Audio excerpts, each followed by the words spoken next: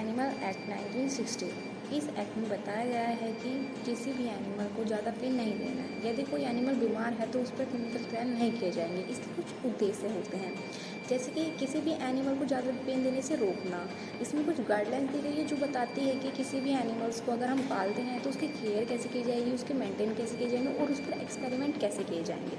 इसमें कुछ गाइडलाइंस दी गई हैं, जिसमें से एक है community of the purpose of control and supervision experiment on animal. यह एक प्रकार की गाइडलाइन होती है जो बताती है कि हमें कैसे एनिमल पर एक्सपेरिमेंट करनी है, उसकी केयर करनी है और उस पर क्लिनिकल ट्रायल करनी है।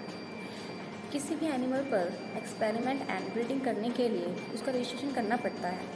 जिस इंस्टीट्यूट में एक्सपेरिमेंट हो रहा है वहाँ पर इंस्टीट्यूशनल एनिमल एथिक्स कम्युनिटी का होना अनिवार्य है। इंस्टीट्यूट में एनिमल हाउस फैसिलिटीज़ का होना ज़रूरी है, तभी उसे अप्रूवल मिलेगा। एनिमल के एक्सपोर्ट एंड इंपोर्ट की परमिशन होनी चाहिए।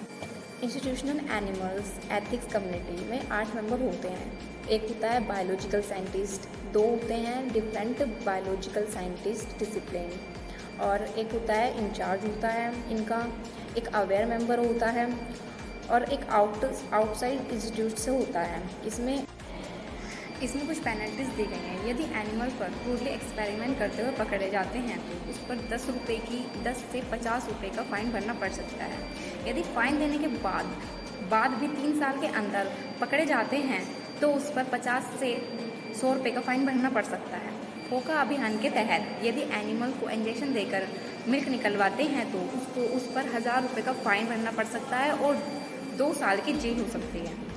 यदि कोई भी इस रूल का उल्लंघन करता है तो उसको 200 रुपये का फ़ाइन देना पड़ सकता है। इस एक्ट में यही